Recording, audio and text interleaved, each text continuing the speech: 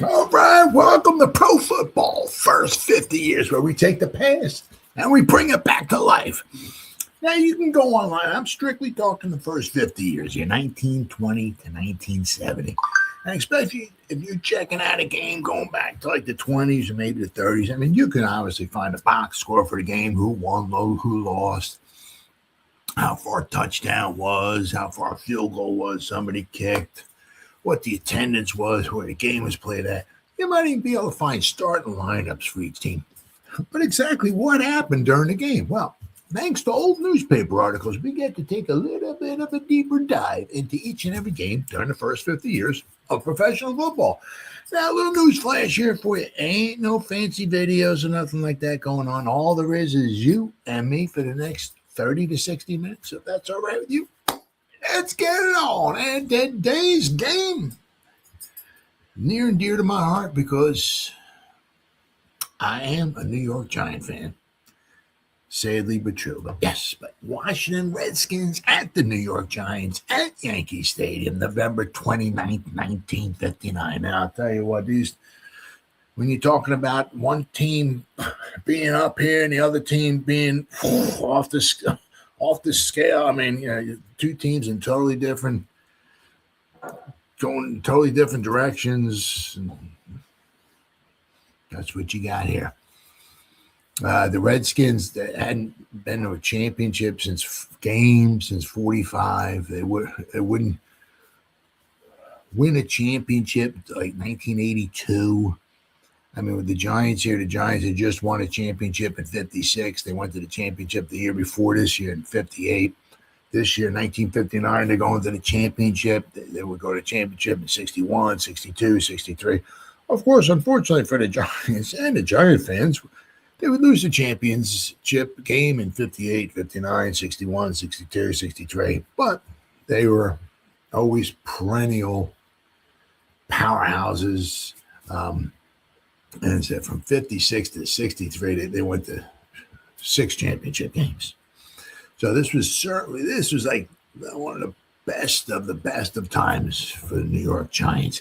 After 63, they fell off a cliff, and from 64 to 1980, no playoffs. They only had 2 winning seasons in 1970 and 1972. So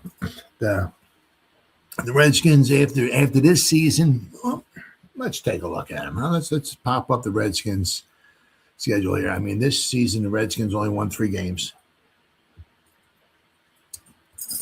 All right, but I mean, as bad as this is here, right here. I mean, you see nothing but a whole bunch of L's right here. There, Mike Nixon was not the greatest of coaches. I mean, they had a bad preseason. They had a bad regular season. They had bad everything. They had a bad roster. They had bad coaching. But they were 3-9 this year, which was good compared to the 16-61 teams who only won 1 game each year. So this team here, 1959, who won 3 games, actually won more games than the 60 Redskins and the 61 Redskins teams combined. So, but this was not a good team. They quite a few of the games, they were in it. That a couple of the games they just self-inflicted. They had a lot of turnovers.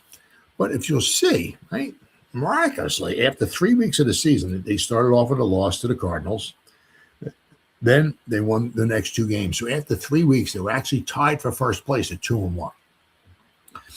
Then they would lose their next 3 games, and they would be 2-4. Somehow, I did a video on this one. The Baltimore Colts came to town, the defending NFL champions and the soon-to-be crowned NFL 1959 champion. Baltimore Colts came to town. Obviously, the close proximity between Baltimore and Washington, D.C., I'm sure hyped up the Redskins just a little bit more than normal. So the Redskins actually won this game. So the Redskins would actually be 3-4, and It's a 12-game schedule, so they were 3-4. So they were just barely hanging on by a thread to any title hopes that they have. 3-4. I mean, they would pretty much have to think about pretty much winning out the rest of their games to have any type of a chance. Well, after they beat the Colts, they lost. It was a tough game. I remember correctly, I think it was tied or close to being tied going into the fourth quarter with this game when they played the Browns. So this is a tough game, and they just lost it. So put them at 3-5 and pretty much knocked them out of any title contention, and then pretty much seemed like they pretty much bagged it in. They lost it the following week 21-0 to the Packers, and then they would get annihilated in this game here by the Giants. Let's look at the Giants here. And I mean, the Giants, talking about running over a team. My goodness, the Giants. Well, we'll read the articles. I mean, the Giants literally ran all over the Redskins. It wasn't even close. This was truly a team. One team had just given up pretty much, and the other team here, the Giants, really needed to win this game. Because they had the Eagles and the Browns right on their heels. So this was a very important game for the Giants to win.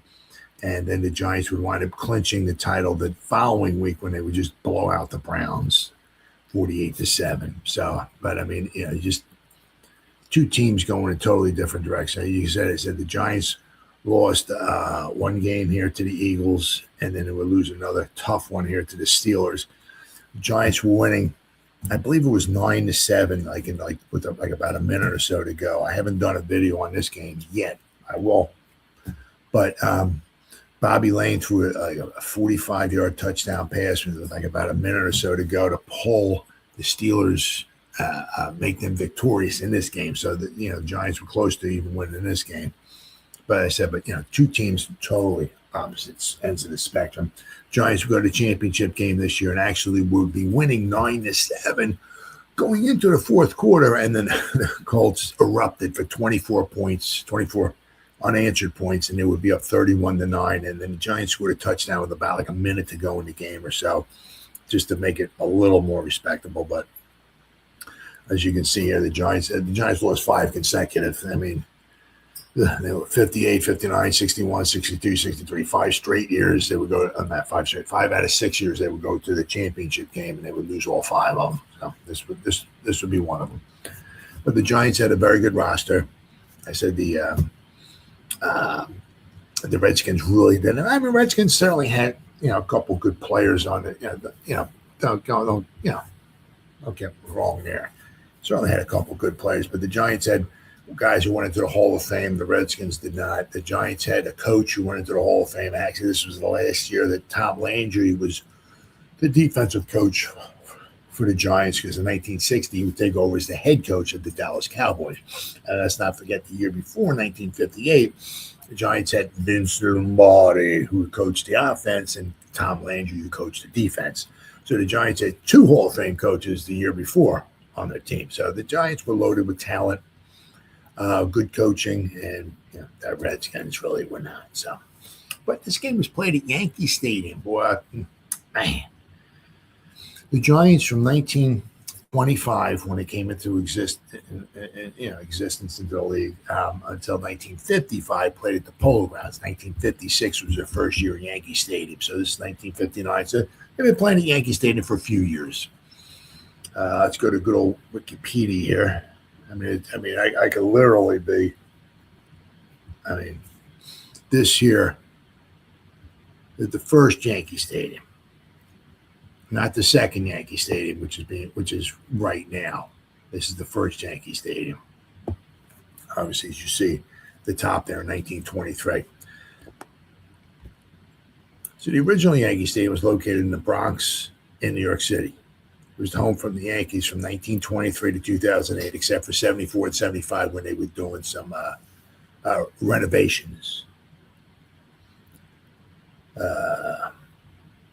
Let's see. It was also the home to the Giants from October 21st, 1956 until September 23rd, 1973. The Giants played their first 2 games of the 73 season at Yankee Stadium. The first week they would beat the Houston Oilers because they were the Houston Oilers back then, not the Tennessee Titans. But the Houston Oilers would win 34-14. And then the final game the Giants ever played at Yankee Stadium was the following week. They would host the Eagles, and they would wind up tying that game 23-23. Pete Gogolak would kick a field goal as time expired to tie that game up, 23-23. It was all known as the house that Ruth built. Right? Stadium was built from 1922 to 23 for $2.4 million, baby. Yeah. Let's see. There we go. The history. Yankees have been playing the Polo Grounds in Upper Manhattan. Now, basically, the Yankee Stadium Polo Ground. I mean, if your arm was strong enough, you could literally throw a rock almost from one stadium across the Harlem River, I believe it is, to the other stadium. I mean, they were close, really, really close once they built Yankee Stadium. But the Yankee Stadiums had been playing at the Polo Grounds, which was the venue of the New York baseball Giants. However, relations between the two teams were rocky, with the Giants harboring resentment toward the Yankees. The Yankees had been looking for a new and permanent venue since at least 1909. Let's see here. The Yankees would remain tenants at the Polo Grounds for 10 years, the same length of the time that they had spent at Hilltop Park. Obviously, in 1920, the Yankees acquired star slugger Babe Ruth. The Yankees drew 1.3 million fans to the Polo Grounds. And don't forget, back then, they only played 154 games, not the 162 that they do nowadays. So they outdrew the Giants. By the middle of 1920, the Giants had issued an eviction notice to the Yankees, which was soon rescinded. 1921, the Yankees won their first American League pennant, but lost to the then best-of-9 series to the Giants. Every game was played at the Polo Grounds. Could you imagine that? Wow. Let's see. The exasperated Giants owner Charles Stoneham and manager John McGraw's resentment of the Yankees had reinforced their insistence that the Yankees find another place to play their home games. Wow. McGraw, always ready with a pointed quote for the sports writers, derisively suggested that the Yankees relocate to Queens or some other out-of-the-way place.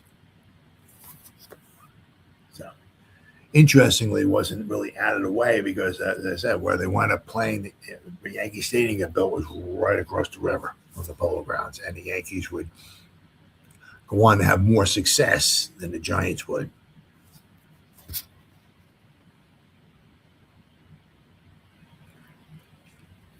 Construction for Yankee Stadium began, there we go, May 5th, 1922. And Yankee Stadium opened to the public less than a year later. From 1923 to 73, they said after the 73 season, after the 73 baseball season ended, that's when they started doing some renovations to it. And Yankee Stadium was, they've done some renovations, several times. But after the 2008 season, that's when it got knocked down, and the new Yankee Stadium, which the Yankees are playing in now, in 2009, that's where they started playing at. I mean, there's, basically what hasn't been played. I mean, college football, boxing was huge. Obviously, the Giants played there. Say 1974 and 75 renovations. I mean, it was really, really weird because it was crazy because in 1975, I mean, just think about this. Like, all four teams played at Shea Stadium in 1975, I believe it was, if I remember correctly. Let's see, Giant. I know. 1975, the Giants played at Shea Stadium. The Jets obviously played at Shea Stadium, and the Mets played at Shea Stadium. I believe the Yankees played at Shea Stadium as well in 1975. So all four teams played at Shea Stadium in 1975. I mean, how crazy is that? Replacement, closing, and demolition. Very, very sad. Let's see what we got there.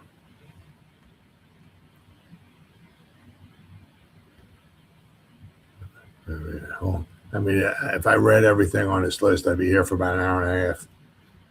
Somewhere along the line it says football. It talks about that.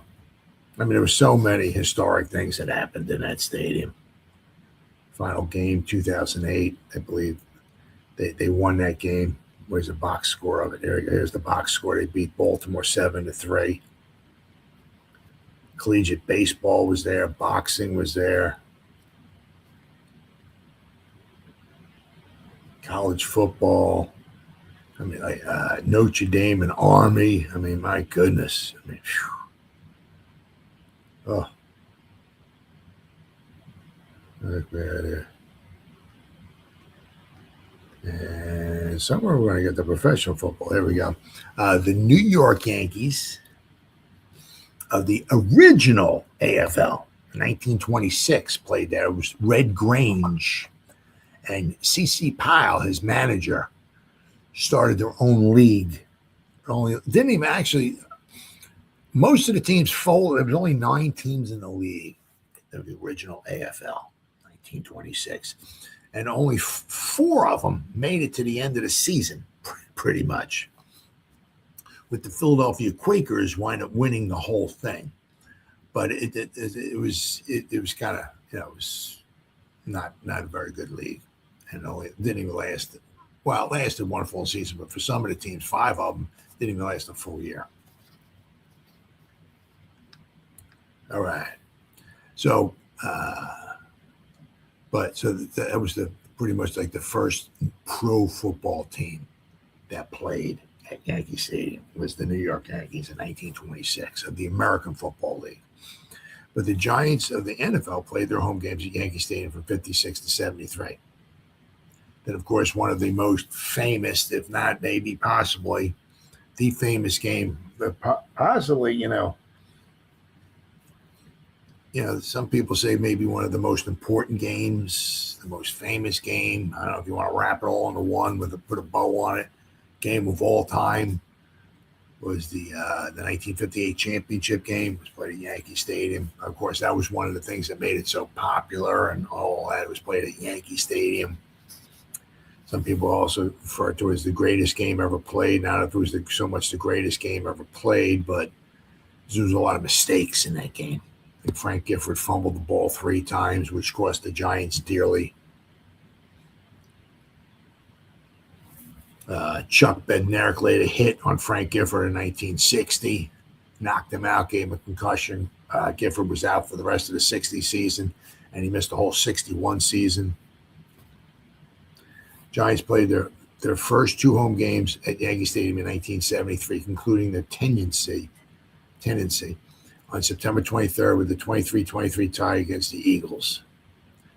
In October, they moved to the Yale Bowl in New Haven, Connecticut for the rest of the season, and for all the 74 season. 1975, the Giants played at Shea Stadium. In 1976, that's when Giants Stadium opened up. So it was, Yankee Stadium was, just, man, absolutely amazing place. But I wish the Giants would play their home games there now, but it is what it is. All right, then we got some pictures here. Now, of course, let's see, share screen. All right. Oh, there we go. Giants at Yankee Stadium. Now, this game right here, this game, I don't know how much I can expand it here without losing. This game here is the final game of the 1970 season. The Giants needed to win this game against the Rams. The Giants had won this game, they would have won the division at 10-4, made the playoffs, but they lost 31-3. So they got knocked out of the playoffs. Frank Tarkenton trying to throw a pass His end zone got Deacon Jones over here. I think it's Tyrone Talbot back here.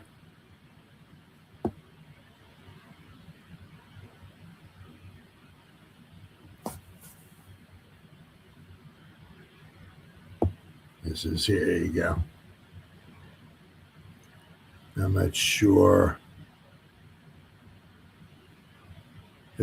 I don't think, meaning because how much light there is here, this could be an extra point kicked by the Colts. This is the championship game right here, 1958. Not sure what game this is, but it looks like maybe the Browns, the Giants versus the Browns.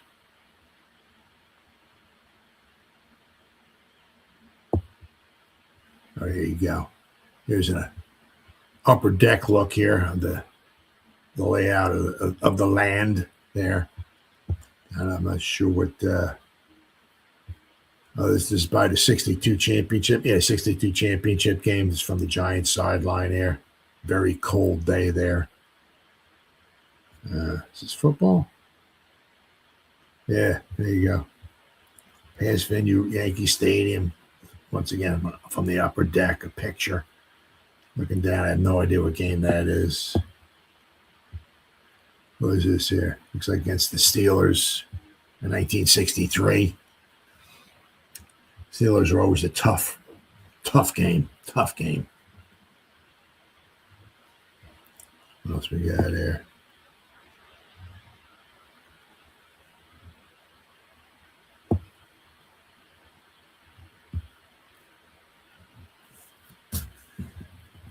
Danny Villanueva attempts a kick in Yankee Stadium versus the Giants in 1961. Villanueva, I believe he wound up also, I think he might have been a kicker for the Cowboys, I think, at one point in time, too.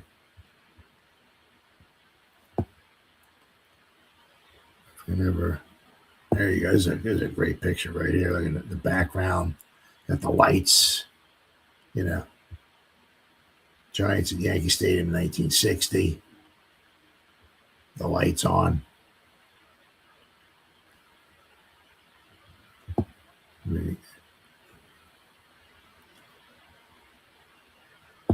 Here's Frank Tarkenton. This has got to be the 69 season. They play in the Browns because there's a patch on the shoulder. Be the 50th season in the history of the National Football League. So this has to be the 69 season. Here's the hit from here. The two things here. This is the Johnny Unitas throwing a pass in that championship game, 1958 championship game.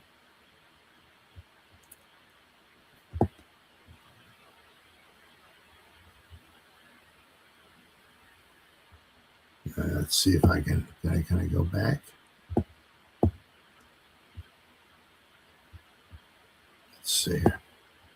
And because there's a picture here. Oh,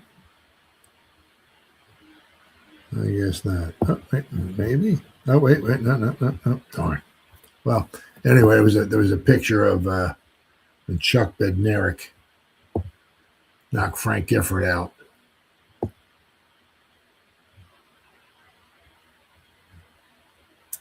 Yeah, well, I guess not.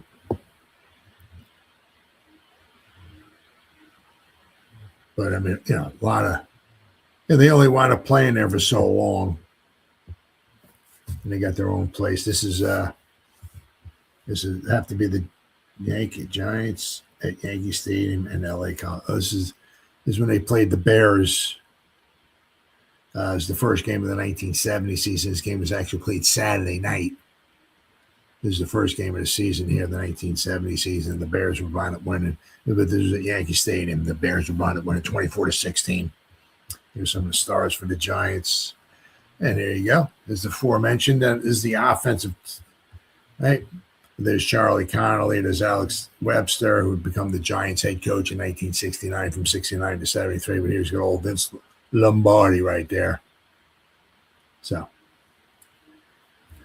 But just some, fantastic place, to play football. It's a shame Yeah, that the Giants don't play there anymore. But anyway, fantastic stadium. So let's get a little bit of pregame talk going on here, shall we? All right, where are we at here? So let's go to the November 29th, 1959 edition of the New York Daily News. Giants are big-time favorites, as well they should be in this game. Big-time favorites, Daily News here. Where are we at here? All right, here we go. Like 10-point double-digit favorites. Is that possible? Yeah. Giants 10-point Chuck Day or Charlie Connolly Day. I'll go a little bit more into that in just a minute. 10-point favorites over the Redskins. Oh, hold on. We need to refresh the page. There we go. The old man, who has completed more than 10 miles worth of passes for the Giants in their last 12 years, will be asked to report front and center this afternoon at the stadium.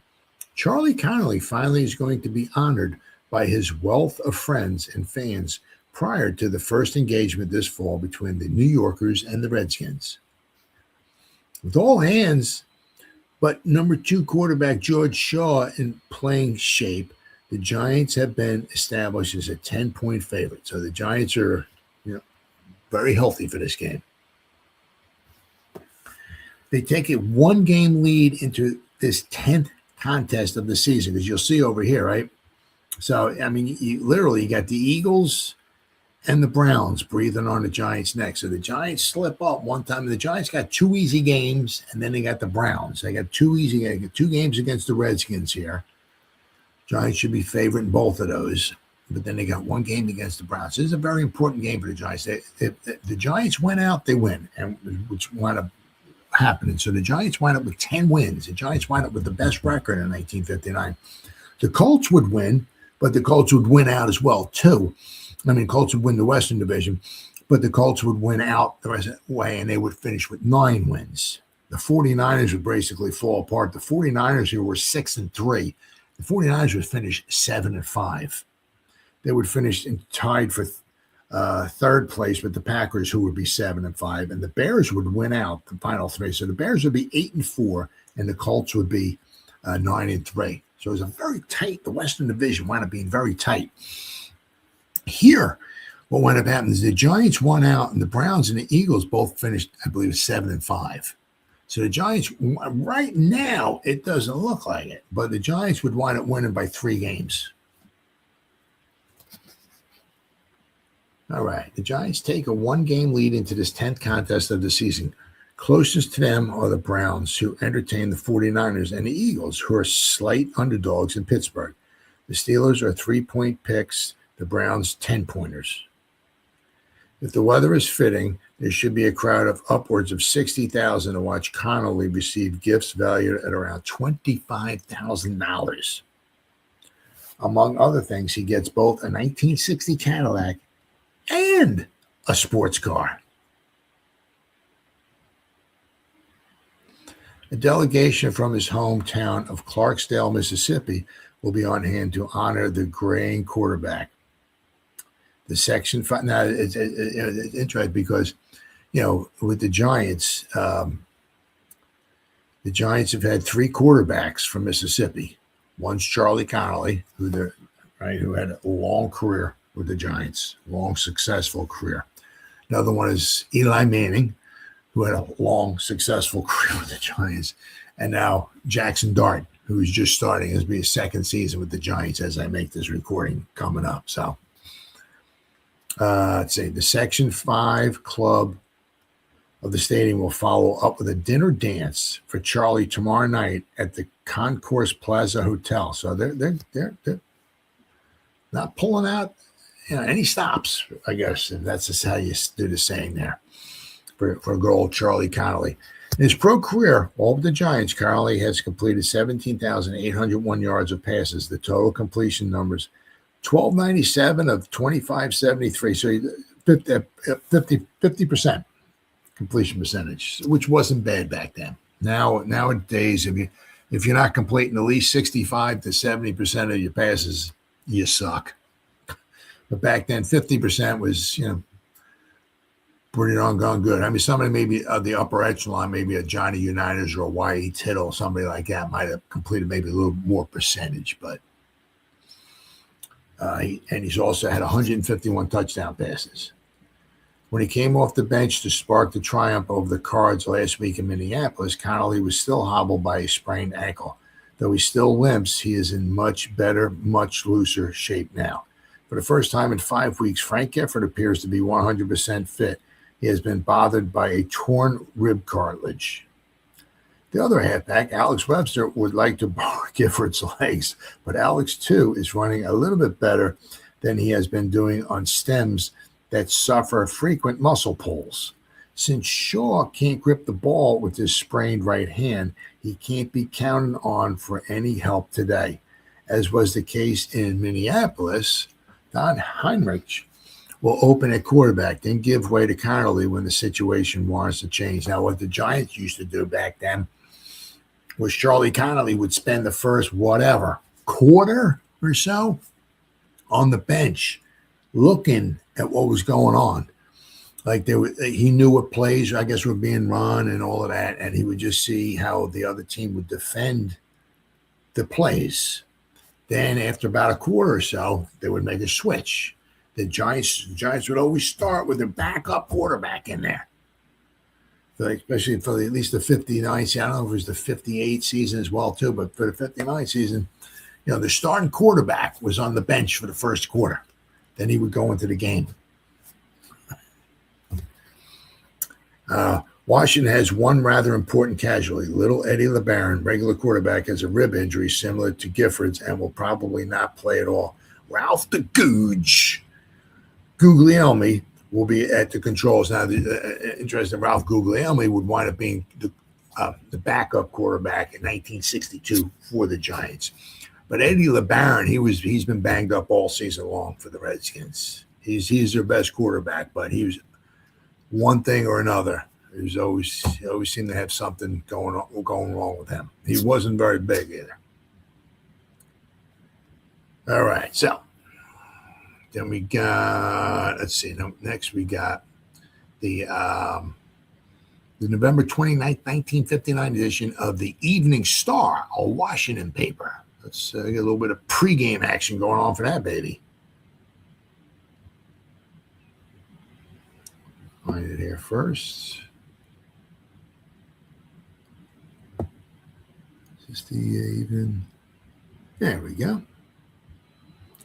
Let me refresh. They're performing a security verification. Oh, verification successful. Cool. There you go. There we go. Redskins try to spoil a big day for Connolly. New York football fans will give Charlie Connolly a day tomorrow, and the 38-year-old passing wizard will try to reciprocate with a victory over the Redskins. The New Yorkers have won 8 of their last 10 games with the Washington 11. Because the Giants have been, for the most part, throughout the 50s, have had very good teams. The Redskins had a couple okay teams in the 50s, but for the most part, most of their years they've had losing records. And the Giants are 10-point favorites. Connolly will be showered with approximately $25,000 worth of gifts, including 2 automobiles. Jeez. All the folks want in return is a victory that will bring the Giants a step closer to their second straight division title. Defense is the New Yorkers' strong suit. They've held their opponents in a fraction over 3 yards a try on the ground, thanks to such stalwarts as Little Mo Modulewski, Roosevelt Greer, Jim Cabbage, Sam Huff, Harlan Safari, and Jim Patton. And for some reason, they don't have Andy Robustelli on here. I don't know why. But they've had only 2 letdowns thus far, against the Eagles and against the Steelers. Well, the one against the Steelers was not the defense's fault. Steelers, however, helped out last week by nipping the Browns and knocking them back down into second place. The Redskins defense, which has been on the seamy side all season, has been further weakened by injuries. Coach Mike Nixon has reshuffled the squad and may have to play it by ear tomorrow, with ends Ed Meadows and Chet Ostrovsky both sidelined by injuries. Connolly came back last week after sitting out 2 games because of injuries to lead the Giants to a 30-20 victory over the Cardinals. The game marked the first time the team scored a touchdown in 2 weeks. Yeah, the Giants went back-to-back weeks with scoring 9 points. They would win 9-3 in one game, and then they lost 14-9 against the Steelers. So, but the Giants, this was like, I guess this game kind of kick-started the Giants' offense. The Giants would put up a bunch of points in their final 3 games of the season. But all right, enough of that. Let's start talking about the game, huh? So we'll go to the November 30th, 1959 edition of the Evening Star. I said, it was brutal game.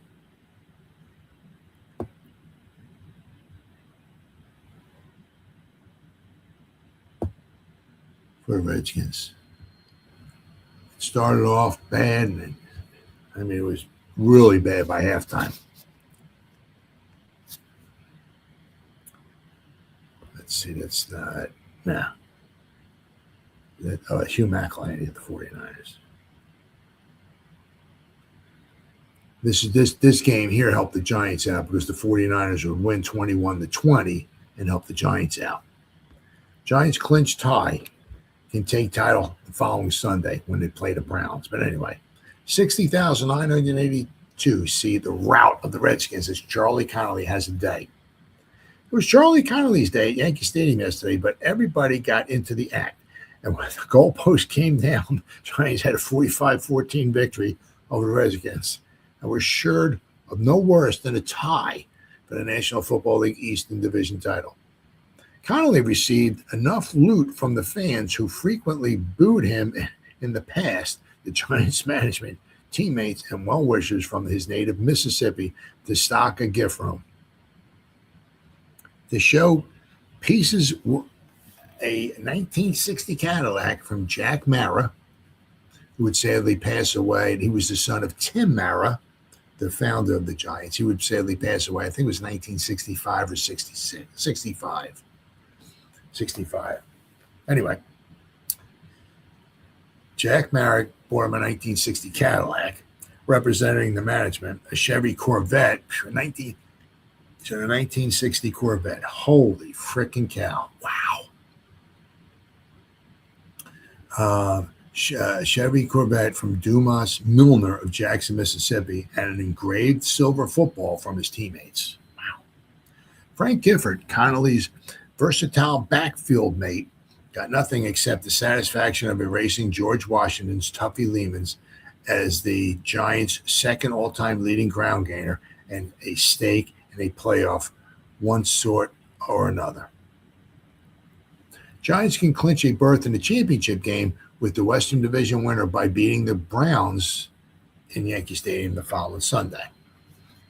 The worst that can happen to them is a playoff with either the Browns or the Eagles, both of whom lost yesterday to continue their tie for second place. So both of them lost. So after this game, with only 2 games remaining, the Giants had 2 losses. The Browns and the Eagles both had 4 losses. Connolly, who played only the first half before 60,982 fans, piloted the Giants to a 38-0 lead in that space in the first half, 38-0. He completed 6 of 12 passes for 78 yards and three touchdowns. He completed 6 passes, 3 of them were touchdowns. But there's a reason why. That's because their running game was just off the charts. It was a splendid performance by the 38-year-old veteran who once belonged to the Redskins, and there was no doubt that he meant it to be. But Gifford delivered most of the thrills, including a 79-yard run in the last quarter that set up Alex Webster's second touchdown of the day. The former Southern California star also threw a 24-yard touchdown pass to halfback Phil King just before the first half ended. And I'm going to show you a play too. I think there's a play that's drawn up. I think it talks about that play there where Gifford throws the touchdown pass. It was one of his 2 completions in 4 tries. So Gifford threw 4 passes on the day, and he completed 2 of them. Gifford gains 159 yards. Gifford outgained the entire Washington backfield on the ground, piling up 159 yards for a lifetime total of 3,217. All right, so we got to go to the next page. Right here.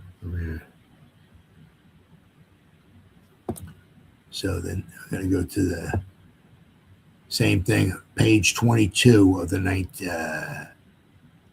November 30th, 1959 edition of the Evening Star. All right, let's try this again. See if it refreshes. Here we go. Oh, here we are. What do we got here? Hard tackling by the Redskins was evident, at least on this play in yesterday's game against the Giants. Causing a fumble that was recovered by the Redskins, Bill Stitz of the Giants was returning a punt in the second quarter and was pounced on so hard by Ben Scotty and Jim Schrader that he was shaken loose from the ball. Oh, yeah. So Frank Gifford, after this game, he was exactly 100 yards ahead of Tuffy Lehman's, a Giant star 2 decades ago, and left him only 75 yards away from matching Ed Price's all-time Giants club record for rushing yards. That was Frank Gifford, who would wind up accomplishing that before the season was over with. The man who touched off the fireworks for New York, however, was neither Charlie Connolly nor Gifford, but halfback Don Chandler, the league's leading punter. Curiously, Chandler's contribution, a 24-yard run from punt formation on the 4th play of the game, paved the way for the Giants to tie one of the league's miscellaneous records, the least number of punts by one team, 0, which has been tied many times, but will never be broken. I saw their end wheel around and start back to help set up the punt return wall for the receiver and decided to run. Chandler told reporters, nobody knew I was going to do it. In fact, I intended to kick the ball until I saw that he wasn't coming in. Yeah, so you got to make sure. Yeah. The he was right end Ken McAfee, a former Giant, and his mistake sparked the Giants' 58-yard foray for their first touchdown. Webster climaxed the advance with a 10-yard run. McAfee's mistake couldn't be blamed for the Redskins' route, however. They couldn't have stopped anybody yesterday. I've never seen our team block better or hit harder, said Tom Landry, New York backfield coach. This was the greatest. Head coach Jim Lee Howell had similar sentiments. We would have had beaten anybody today, Howell said. I know they hurt and that helped us, but I don't think the Browns, the Bears, or anybody could have stopped us. With Webster, King, and Mel Triplett in supporting roles, the Giants rolled up 351 yards on the ground and 126 through the air. They had 477 yards of offense in this game. They attempted only 2 passes in the entire second half when Don Heinrich took over at quarterback. And I'm going to show you in just a second. I mean, the Giants ran the ball almost 60 times. 60. And the Redskins just couldn't stop them. Jack Stroud, Darrell Dess, a former Redskin, Rosie Brown, and Frank Uso opened huge holes in the patched-up Redskin defensive line. Defensively, Rosie Greer, Dick Modulewski, another former Redskin, and the rest kept Washington's backs bottled up. With Ralph the Googe at quarterback and Jim Podoley at his old post at halfback, the Redskins crossed midfield only once in the first half. A 15-yard pass from the Googe to McAfee helped push the ball to the Giants' 49-yard line. But Sam Huff and Andy Robustelli spilled the Googe for a 7-yard loss, squelching this budding threat. Eddie LeBaron, who missed last week's game at Green Bay because of a fractured rib, played the second half, and with the help of a couple of New York fumbles, recovered by Ben Scotty and Bob Toneff, took the Redskins in for 2 face-saving touchdowns. LeBaron threw a 9-yard strike to Podolly in the third quarter and hit Bill Anderson with a 14-yard payoff pitch in the final period. Giants went 66 yards for their second score, Connolly passing the Kyle Rote for the last 2 yards midway in the first quarter. 31-yard field goal by Pat Summerall made it 17-0 at the start of the second period. And when Connolly hit Bob Schnelker with touchdown passes of 7 and 34 yards, and Gifford connected with King, prodding the total to 38-0, there was visions of another of the Redskins' infamous routes. They were spared some of this indignity, but for the Giants, it was their highest scoring game since they blasted the Chicago Bears 47-7 in the 1956 championship game. Summerall's field goal and 6 conversions enabled him to take over the league scoring lead with 74 points, 2 ahead of Cleveland's Jim Brown. Now, if you'll, as I said right here, I mean, this is just, this is the rushing. Gifford ran the ball 16 times. Phil King ran it 10 times. Joe Morrison ran the ball 9 times. Triplett ran it 10 times. Webster ran 11 times. Connolly won. Chandler won. That was his fake punt. But this I don't know if it's ever happened before. It might have. I don't know. But I mean, if Morrison had one more run, they would have had 5 guys who had 10 or more carries. But if you see right here, this is 26. That's 35. That's 45. That's 55. 56. 50. They ran the ball 58 times. I mean, that's crazy. 58 times they ran the ball. Compared to this, I mean, over here, I mean,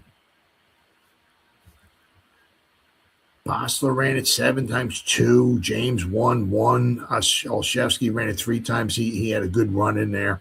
Sutton twice. LeBaron once. Podolly 4 times. I mean, almost 60 times they ran the ball. Wow. All right, let's go now to the New York Times. Let's see if I can pop this up here.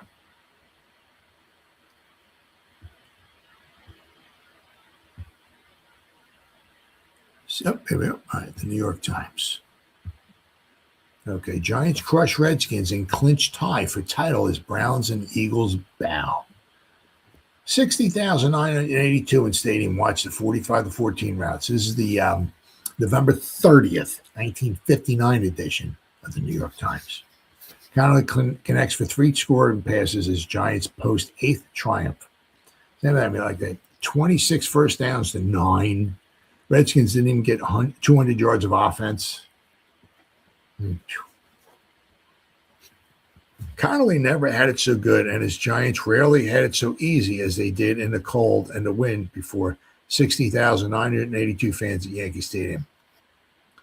The 38-year-old quarterback helped make his day a memorable one as he fired 3 touchdown passes while directing the Giants to a 45-14 rout of the Redskins.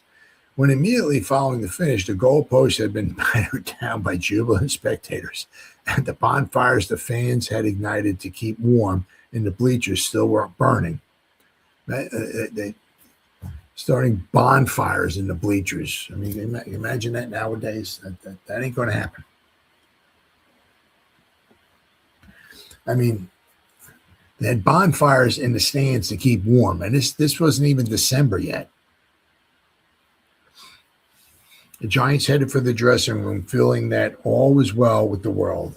And why not? Because of what had happened here at Cleveland and at Pittsburgh, the Giants clinched a tie for first place in the Eastern Division of the National Football League. With the Browns and Eagles, who are deadlocked for the runner-up spot, losing yesterday, Coach Jim Lee Howell's lads soared 2 games ahead of both teams. The Giants, in the remaining 2 contests against the Browns and the Redskins, managed to gain a tie in 1. The division crown will belong to them. So all they had to do is get a tie in one of their final 2 games, or if they would win one of them, they're champions. So Giants gained 477 yards. The Giants boast a record of 8 victories and 2 losses. Cleveland and Philadelphia are both 6-4. Sharp and incisive with an offense that gained 477 yards and all but demolishing with a defense that limited the losers to 191 yards. The New Yorkers were in command all the way. The encounter was barely 3 minutes old when Alex Webster initiated the scoring with his favorite play, which the Giants called 28 sweep. I mean, it's so freaking ridiculous going to the hole. 28 sweep on one. I mean, now it's just unbelievable. Yeah, ZY Zag Go Zebra Libra Auto Patch Cloud Rain. So I mean, it takes them 5.5 hours to read a playoff nowadays. It's unfreaking believable. Back then, 28 sweep. Let's go. That's it. That was the play. Today it takes them 7 years to call a play off the play sheet. From the 10-yard dash over his own left side at 3:10 in the first to the same fella's 1-yard dive over the right side at 5 minutes in the fourth quarter, it was the Giants all the way and going away. Everything about the Giants was superb. The Gray and Connolly, who was honored before the game with some $25,000 worth of gifts on Charlie Connolly Day, played the first half on attack and turned into a magnificent job. Frank Gifford clicked for 159 yards along the ground and also tossed a touchdown pass. Alex Webster, Phil King, and Mel Triplett did some good running, and Bob Schnelker captured 2 of Connolly's aerials for touchdowns. Nor were they the only stars. Sam Huff, Andy Robustelli, Jim Ketcavage, Cliff Livingston, and the other storming, blitzing, and red-dogging linebackers had another fine afternoon on defense, as did Jim Patton and Dick Lynch in the secondary. Then there were the guards, Jack Stroud and Darrell Dess, who counted for the best blocking the Giants have had all season. Don Chandler, the punting special of the Giants, played an important role, although the Giants did not punt in this engagement. That, of course, tied an NFL record. Chandler did drop back to kick twice. The second time, midway in the third quarter, the Redskins were guilty of roughing the kicker. Chandler was knocked down, nullifying the play. The Giants benefited by a 15-yard penalty against the Redskins and an automatic first down. But the first time that Chandler went into punt formation was on the 4th play of the game. So I guess the Giants got the ball, get to the kickoff, 3 plays, then make a first down, 4th down, Chandler's dropping back to punt. Went into punt formation. The Giants, who had received, accomplished little in their first 3 plays. So Chandler was sent back to punt from his own 33. So instead, the man from Florida ran with the ball. He gained 24 yards on the fake kick, made a first down on the Washington 32, and the Giants were on their way, as they say.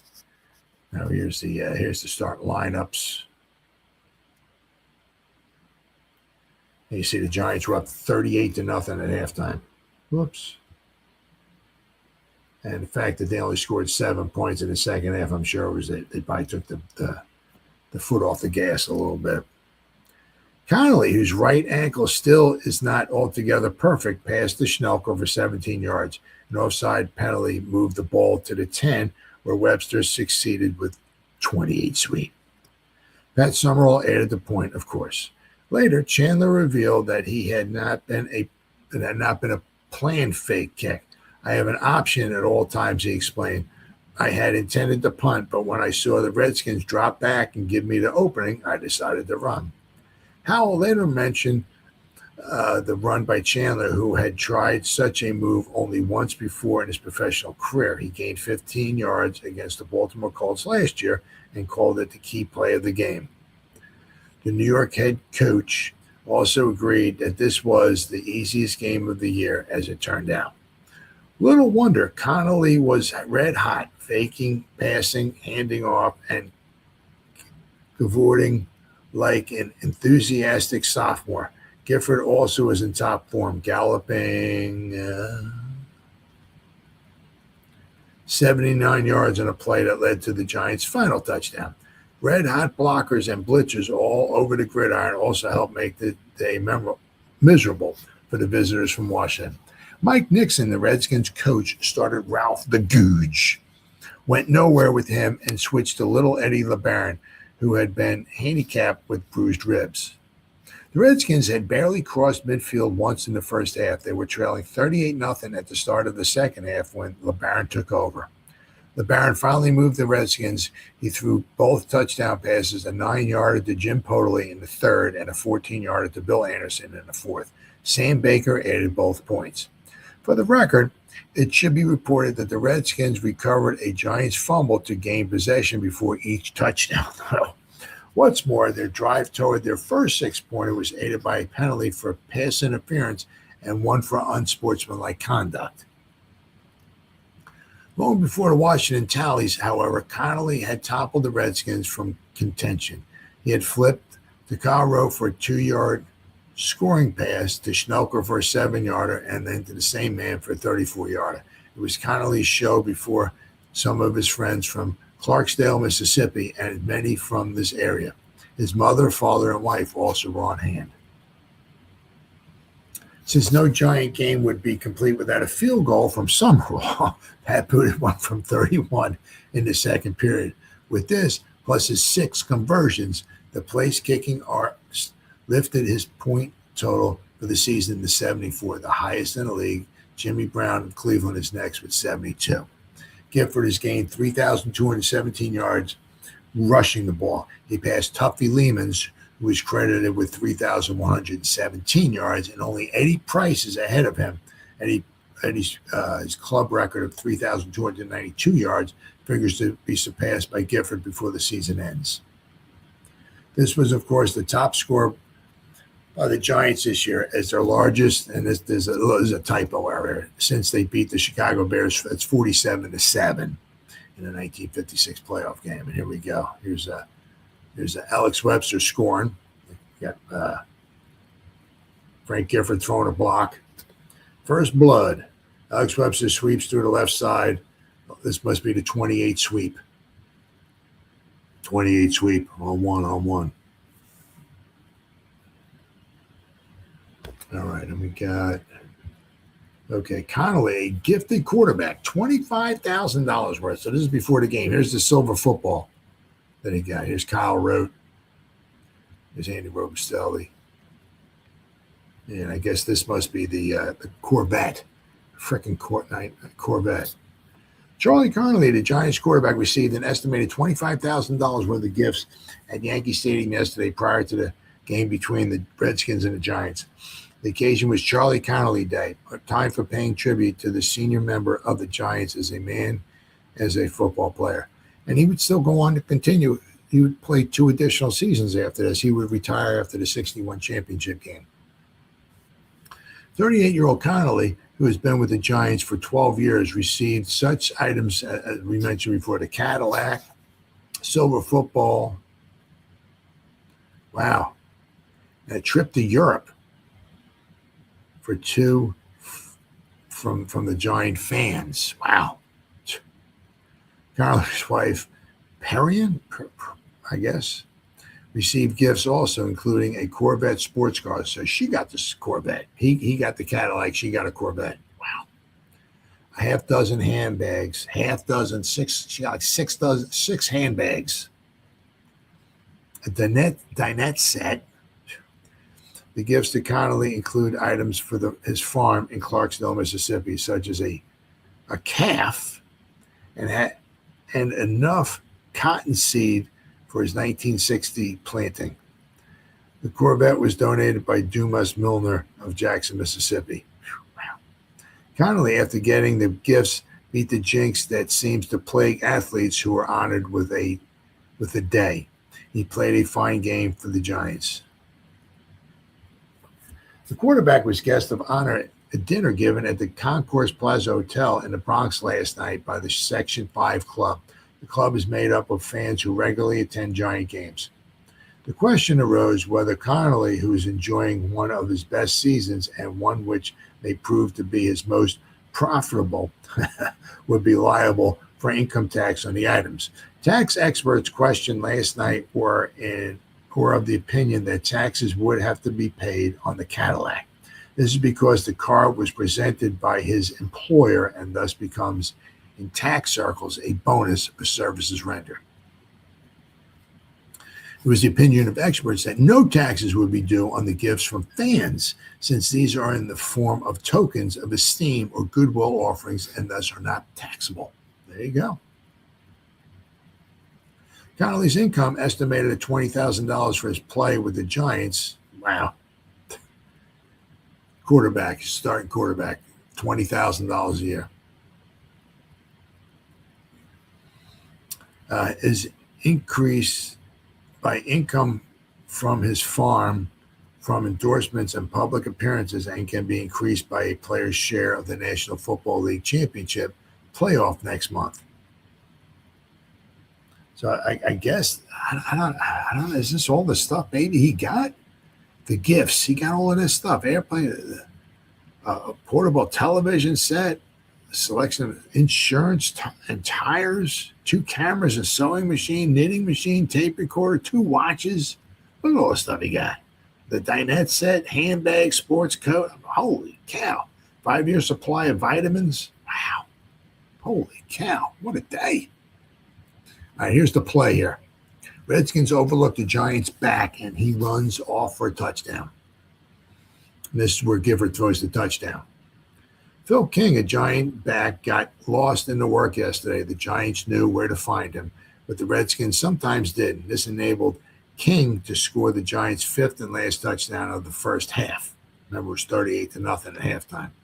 Ollie Sherman, coach of the Giants, said, with the big lead we had built up, it was a wonderful opportunity to give King and Joe Morrison plenty of work. They are good players, but until we present an offense with as much punch as we did today, we can't get them in there for the work they need so much. With Alex Webster, Frank Gifford, and Mel Triplett as regular backs, it's easy to see why King, a second-year man, and Morrison, a rookie, get in only in spots. Such a spot arose yesterday, and King team with Gifford to score the touchdown shown here. Ollie Sherman sketched the play for the diagram. Now what winds up happening, right? And the Giants actually wound up with freaking 3 running backs in there.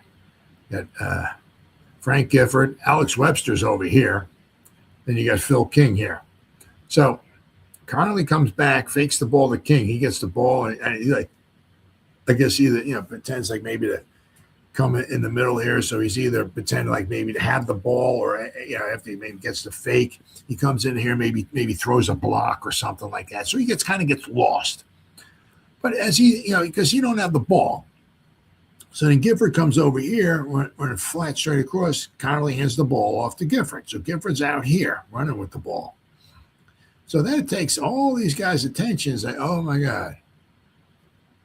Frank Gifford's got the football. We got to go get him, right? So now you have a surge of guys right here going after him. Well, King is getting lost, so he just comes out over here.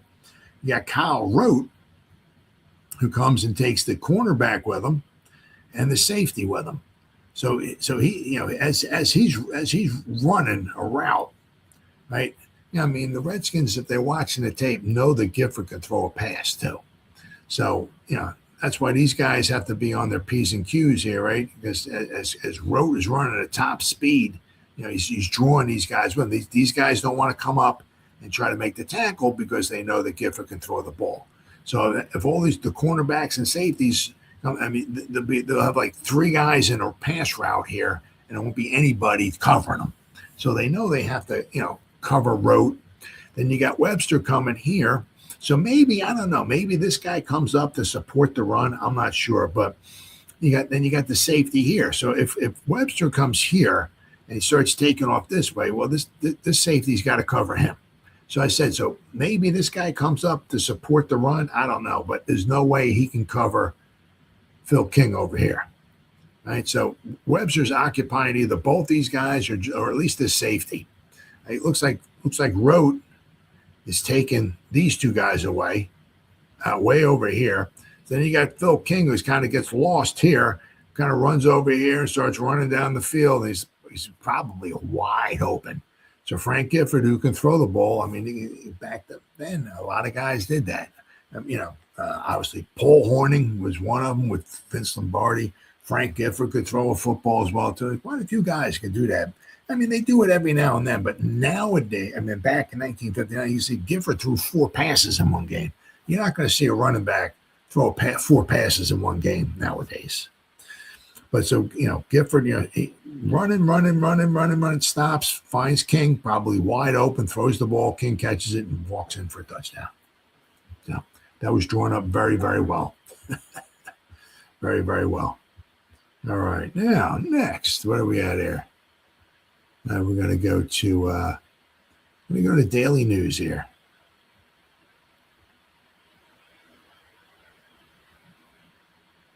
All right. I'm going to go to the November 30th, 1959 edition of the New York Daily News. All right. I got to find it here. So I got a lot of tabs open up here. Where are we at? Okay, here we go. Connolly's 3-touchdown day dazes Skins in 45-14 celebration. Here's Alex Webster. Let's try this one more time, shall we? Here's Alex Webster. Okay. Going in at 3:10 of the opening quarter. I guess this is that sweep 28. Here's Frank Gifford throwing a block. There's Kyle Rote in the background there, running for a touchdown. And then what else we got over here? Here's Phil King. Almost made it all the way in his first period play, but the Giant fullback had to settle for 24 yards when a couple of Skins ganged up on him. There's Mel Triplett. That's 40. That's Morrison. Here's Phil King. All right. Chuck Connolly was benched on Chuck Connolly Day, but the old guy left the game at halftime yesterday as the hero of the greatest Giant point-scoring spree in 3 seasons, by way of reciprocating for the loot bestowed on him.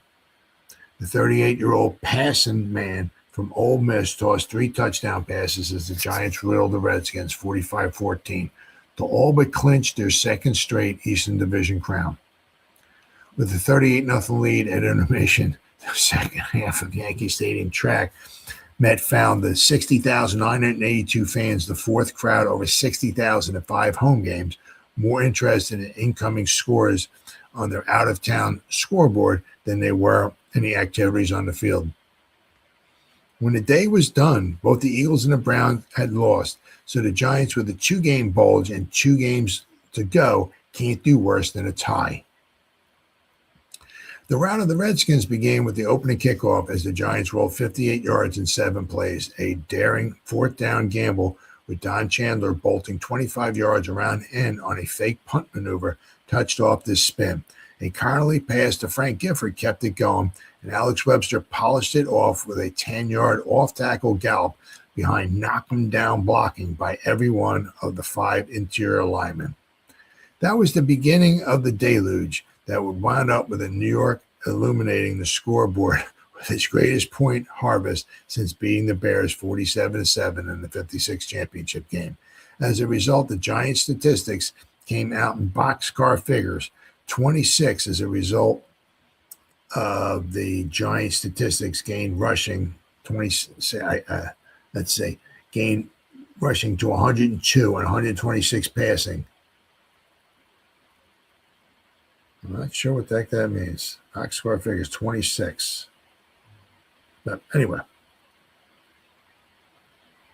Connolly pitched for the second, third, and fourth touchdowns, a hat trick hurling feat, which brings his career total against the Redskins to 33. As Washington's GM, Dick McCann, put it, I don't know why it took so long for New York to give Charlie a day, because we've been giving him one twice a season for years. In his 2 periods of play, Charlie clicked with 6 of 12 passes for 78 yards and 3 touchdowns. Chuck and Chuck.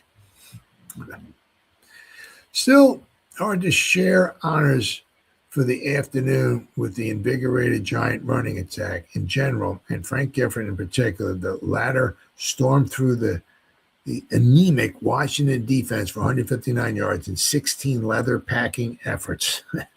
His big blast, a 79-yard end run in the final period, led to the final Giants tally. As a result of the gyrations, Gifford now stands as the second highest ground gainer in Giants history. His total of 3,217 yards being only 75 yards of Eddie Price's record. In addition, Frank also, and there's the starting lineups and some stats. And here's Pittsburgh. I mean, just opened up a can of whoop butt on the Eagles, beat them 31-0. Jeez, the Eagles had nothing. Wow. All right, so let's go to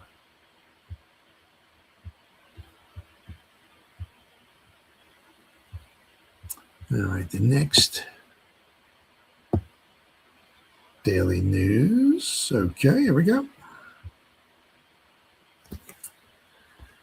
Frank Gifford completed 2 of 4. Oh, I hate when that happens, don't you? Let's try it again.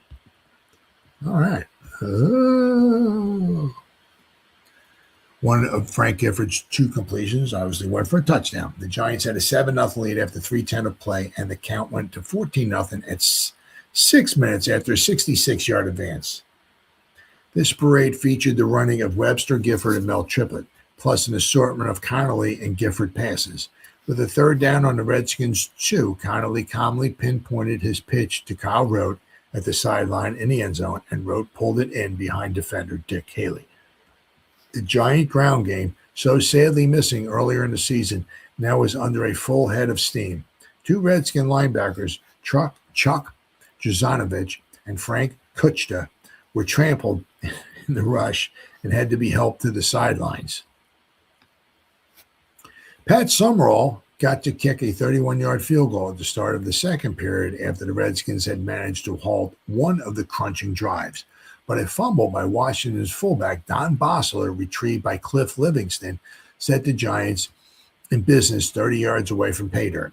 4 plays later, Connolly rifled a 7-yard bullet to end Bob Schnelker, upping the tally to 24-0. Next came the Giants' longest scoring parade of the afternoon. They started on their own 14, following a clipping infraction, and went the distance, 86 yards in 7 plays, plus a personal foul against Washington's tackle, Bob Tonoff. Again, the Connolly to Schnelker combination provided the punctuation points. Chuck lofted a 33-yarder that Bob took on his chest with his back to the goal line on the 1. The lanky end was backing up as he received the ball in front of the defender, Gary Glick, and just fell into the end zone. An interception by Cliff Livingston of a Ralph the Googe pass in the final minute of the first half led to the 6th Giants touchdown. He ran it back 16 yards to the Redskins' 27. Well, it wouldn't be the Giants. The pass, the final minute of the first they have led to the Giants. Well, it wouldn't be the Giants. It would be their 5th touchdown, not their 6th in the first half. He ran it back 16 yards to the Redskins' 27. Then Gifford found sub-fullback Phil King in the clear on the 5 and hit him with a 19-yard strike. That must have been the play I was just showing you. Gifford took the ball, started running wide. Phil King wide open down the middle. Gifford hit him.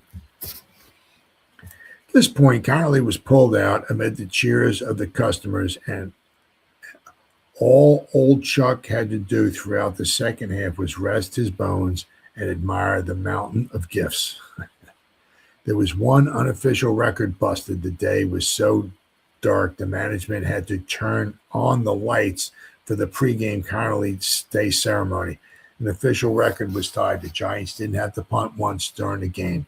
Chandler punted in the 3rd period, but the roughing the kicker infraction nullified the boot and gave the Giants the ball. There wasn't much to the second half. Eddie LeBaron, who had been bothered by a rib injury, relieved the Googe and moved the Skins into the scoring column at 4:38 mark of the third period with a 9-yard pitch to Jim Podoley. Then the Giants picked up another, and the Redskins came back for their second consolation tally. By then, nobody was paying much attention because the scoreboard showed both the Eagles and the Browns were getting their lumps. The Giants all but had the title clutched in their hot hands. 2 games up and only 2 games to play. And then we got this there's another, let's see what we got here. One more for the Daily News here. All right, the November 30th, 1959 of the Daily News. Here we go. And even the Knicks won, too. What a good game. What a good day, right? Giants bopped the Redskins 45-14. The Knicks beat Philadelphia 127 to 126. And here's, once again, here's those. I get, here's Andy Robustelli giving him the silver football. That must be his wife, I guess. There's Kyle Rote.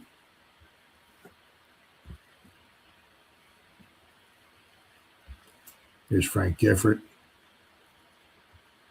Blocking going on out here.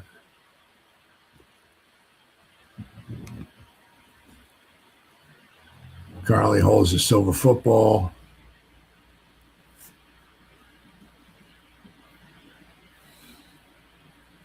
They admired the Corvette. That was the Corvette in front of him. And what do we got here? Guards Jack Stroud and Darrell Dess. Jack Stroud. Oops, where we at here? Darrell Dess, Frank Gifford. Pull out to escort Gifford from the 6 to the 2, setting up the Giants' second touchdown. So he gets down close, by the time he gets tackled, but Giants will score soon enough. So, I mean, it's just one of those days. I mean, it was just, the Giants were certainly the better team. The Giants had much, much, much more to play for than the Redskins did, and that's the lineup came out. I mean, sometimes, you get, oh, we're better, or we should win, and all this, and the team that comes in, the visitors, has nothing to play for. Sometimes, those are the wounded animals you got to be watch out for, but not on this particular day. This particular day belonged to the Giants, and so 2 games later they would win the Eastern Division and go on to face the Baltimore Colts in the 1959 championship game, but they would fall short. And for the Redskins, this was just they were just playing out the season. It was just a bad season, and unfortunately for them, the 1960 and 61 seasons would get even worse. So that's the way it was on this date, November 29th, 1959, as the Washington Redskins played the New York Giants at Yankee Stadium in pro football, first 50 years. Thanks for watching. I'll see you next time.